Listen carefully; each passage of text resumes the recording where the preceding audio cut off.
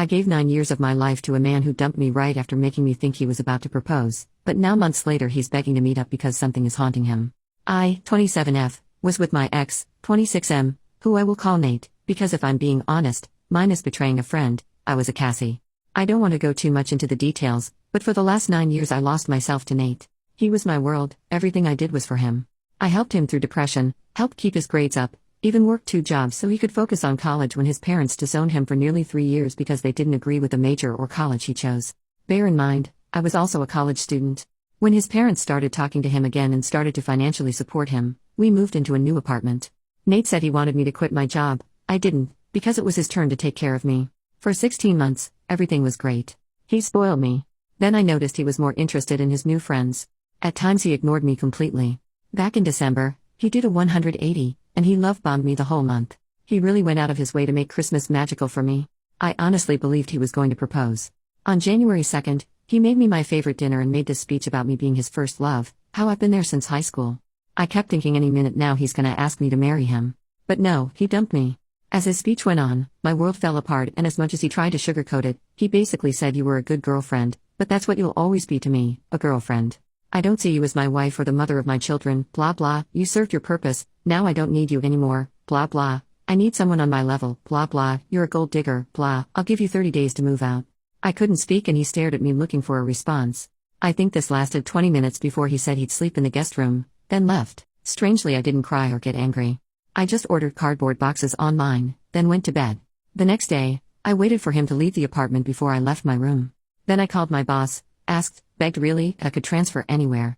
She told me there wasn't anything, but if something came up in my department, she'd consider me. I then reached out to everyone I knew that wasn't also Nate's friend for a place to stay. My cousin invited me to stay in her spare room for as long as I needed, and I could move in straight away, so that was amazing. In the 4 days it took me to pack my stuff and move out, I didn't see or speak to Nate once. I doubt he even noticed. I didn't trust myself at the time to ignore a "you up" text, so I blocked him and everyone close to him. I even changed my number and email to make sure he couldn't reach me. The first night at my cousin's was the night everything hit me. I think I cried every night the first month. I honestly felt like crap. I thought about what Nate said over and over again. It made me feel so low, like I was nothing. He only stayed with me because I was just there, but thankfully my cousin sent for my mom, other cousins, and real friends to give me an intervention, which I badly needed. I believe that first month, I wouldn't have made it without my cousin. I'm still healing and waiting on that job transfer because I feel like if I'm not in the same city as Nate and I have a place of my own, the fresh start would do me the world of good. I thought by now I'd be a distant memory for Nate, but shockingly, he sent flowers to my job today for my birthday, which was on Sunday. Apparently, he went to my parents' house looking for me too, and my mom admitted he's been before, dropping off stuff and trying to ask questions about me, but they told him to FCK off. The flowers came with a card saying, "Dear Cassie, happy belated birthday. I've been thinking about you nonstop for the last few months, especially with how everything ended. I need to get something off my chest that I feel will haunt me for the rest of my life if I don't tell you this to your face, but I've no way of contacting you. If it's possible, can we meet up in the near future?" Nate. What could he want? What's haunting him so bad that he needs to say it to my face? Everyone in my life is telling me to ignore him, but they hate him. I'm pretty torn on this, but I can't lie, my curiosity is telling me to meet him to see what he wants. Has anyone been in my shoes, or in Nate's? Relevant comment, I just wanted to say. Just because he needs to say something doesn't mean you need to hear it. I doubt it's anything that would add value to your life. He's likely wanting to alleviate guilt for some long ago trespass. OP, my cousin thinks he tried to monkey branch and it didn't work out. Commenter number 2, seems like he cheated on you back in December before the love bombing. Now, this dumbass cheater is probably engaged to the affair partner, hence the wife material comment. Screw him. Let him implode that relationship just like he imploded yours. He's not a good human, and he's trying to make himself feel better about something. He doesn't deserve that, and he doesn't deserve your time or energy. OP, you know what's pathetic? If he cheated and told me that was the reason he was breaking up with me, I don't think it'd have hurt me as much. Update, 5 days later, so we ended up meeting, and no, I didn't go to him. I had told the receptionist at my work, if he came looking, to just say I'm out for the day. After he showed up once, I didn't want the drama of him around my job. So Nate just kept going to my usual places, like the grocery store I go to every Saturday evening, or the park I ran at Sunday mornings, his words, till he would eventually run into me. And he did. Yesterday, he was waiting at the coffee shop I go to after my morning run.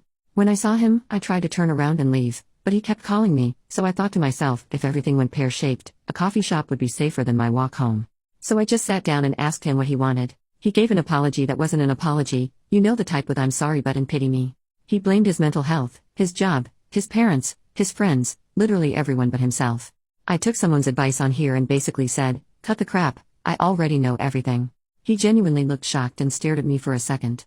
I guess he thought his coworker already told me everything, so he couldn't lie. Here's what really happened: he fell for a girl in his office. When he told me her name, I knew her immediately. I've met her a few times. He told me for the last 2 years he idolized her. To be fair, she's beautiful with an amazing personality, and he hated me because I was the one stopping them from being together, because his coworker was too classy to be a side piece. When he broke up with me, he confessed to her that he was madly in love with her and he ended a 9-year relationship to be with her. The funny part? She doesn't even like him, lol. She called him a piece of trash and told him if he ever spoke to her outside work, she'd report him to HR. So I asked him what any of this had to do with me. Like, we are over. I clearly cut ties, there's no reason for us to speak. He wants to try again, promise we'd get married before the year ends, that we belong together. I told him no and that I'm nobody's second choice. He threw me away after 9 years and said some pretty cruel things to me, and now he thinks if he snaps his fingers I'll come running back. He tried to beg and fake tears, bringing up the good times in our relationship. I told him please leave me alone, as he's wasted too much of my time already. I texted my cousin to meet me at the coffee shop. He kept saying nonsense, even suggested if I went to couples counseling for a few months, he'd leave me alone. The 20 minutes it took for my cousin to arrive felt like 20 years. In the end, I just stopped listening and stood at the counter making small talk with baristas till my cousin arrived. She told him to fuck off, and if he tried to follow us, she'd call her brothers. He stayed in the coffee shop as far as I know, and we just went home. That's it. It's only been a day, but I feel like it's over, and I'm free of him. Top comment: this has to be the dumbest mother effer out there. Most people have the smarts to get a feel, set something up in Monkey Branch. I say this with revulsion, but this guy just YOLO'd his way to a breakup. The other girl was never interested in him. Either he is completely delusional and misread the signs, or he thought he was such a catch that she possibly couldn't say no. And now here he is, dumped by both women and crying about his fate. OP, you dodged a nuclear missile with this one.